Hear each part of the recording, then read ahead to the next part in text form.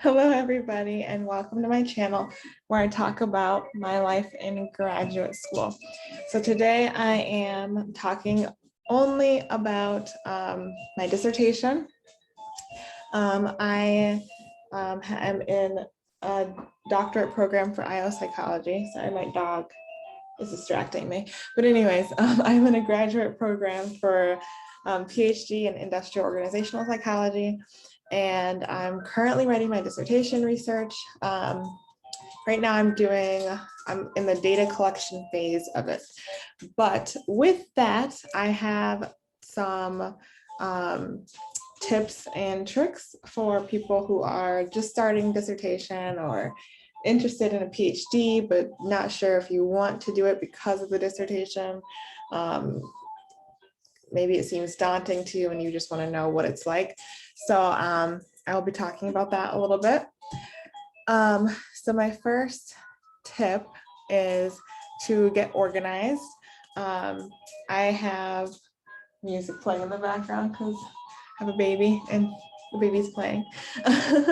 But anyways, I have an outline on my computer that basically outlines like all my variables, all the articles for those variables, and like basically my little synopsis of what the article is about.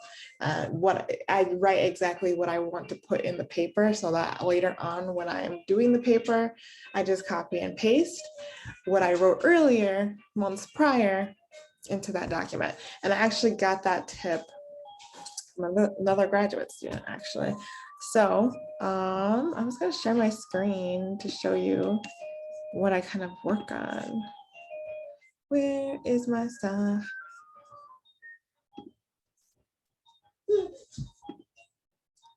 All right, here it is.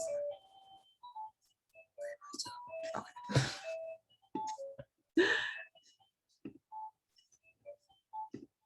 All right, so here's my screen. Okay, so as you can see, there's lots of different colors going on here. And that is because, like I said, I don't know if I said that actually, but I do color code my variables. And so here I have, like it says intro, 10%, 1,000 words. I got that from, I think in the beginning when I was doing my research on how to do a dissertation and stuff like that, I read somewhere that 10% of your dissertation should be your intro, and that should be about 1,000 words. So I just put that in here. Now these are my variables, and these numbers next to it are just how many articles I have based on those variables. So yeah, so you can see I don't have very many for these. And then here where it says subheadings, it's like talks about the section of my paper that talks about each variable, basically gives a little bit of background information on it.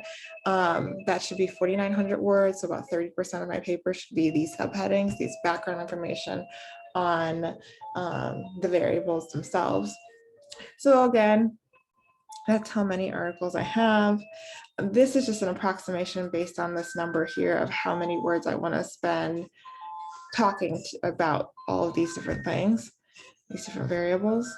I have so many articles on this one, and so you see how it's not balanced. So I have to like make sure that I increase the number of articles here and here and here so that it balances out with the other ones. Now this numbers thing is not a hard and fast rule of what you need to do. It's just an approximation.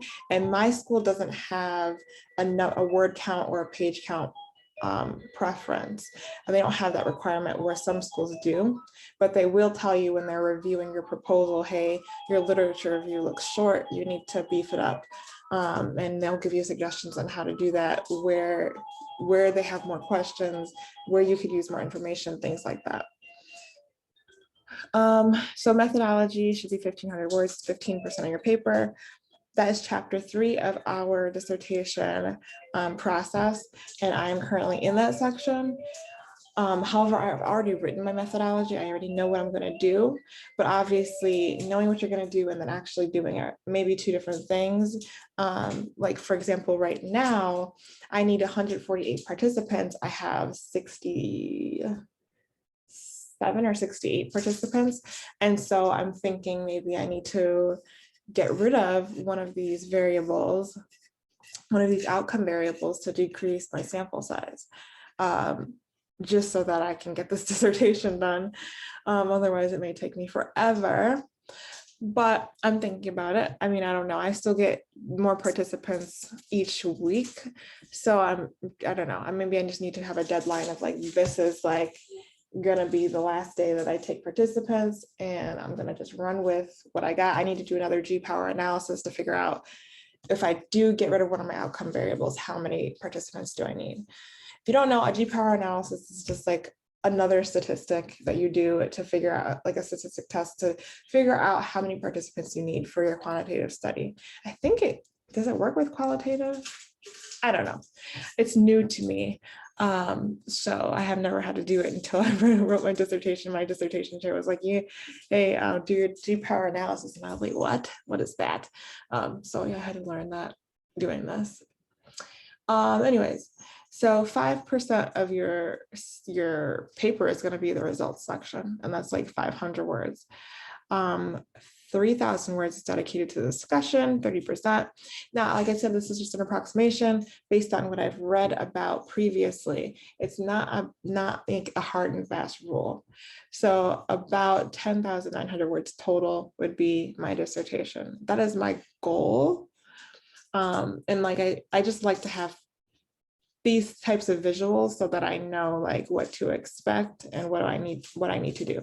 So these here, you can see here's an article, and then this is like my synopsis. And for some reason we had to like write, oh yeah, our school, for some assignments we had to, so how my school does dissertation is you have to like turn in different pieces to, number one, prove that you're doing your work, and number two, also just to get feedback and guidance from your teacher. So one of the things I had us do early on was keep track of our search terms. And I like that they had us do that. At first I was like, that's stupid. But after a while, you get so into like doing so much researching that you forget like what you've already searched versus what you haven't.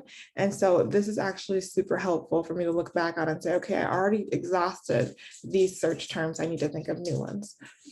So yeah, so like I said, it's color coded. So I have red here, which means it must be ACE.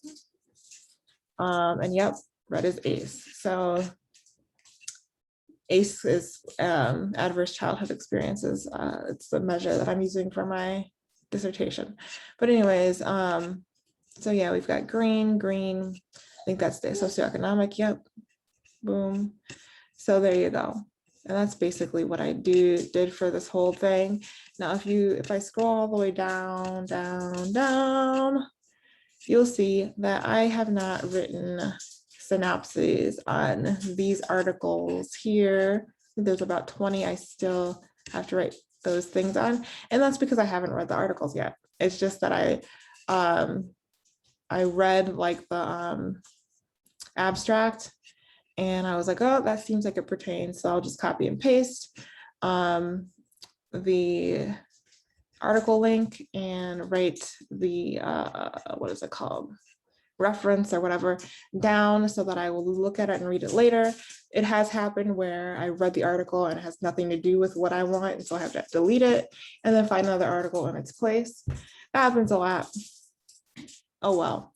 For me, it just matters to get make sure I have enough on my docket here. And I know I still need more articles.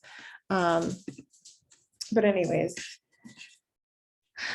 I had enough at least to write a literature review and get approved to go on to doing my data collection stuff.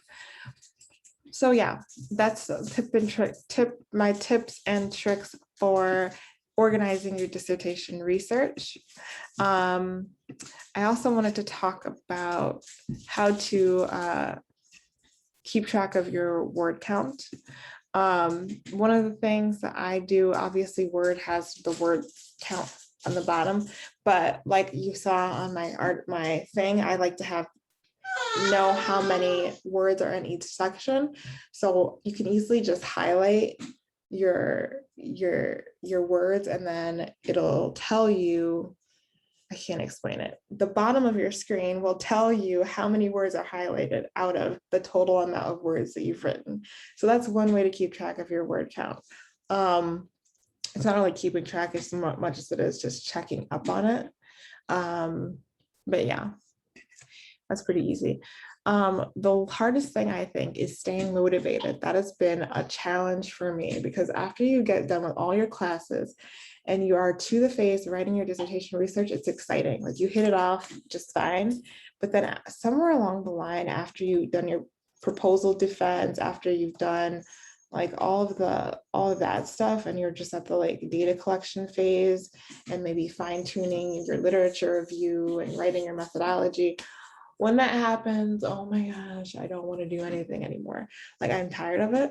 And so for me to stay motivated, one of the things is social media helps.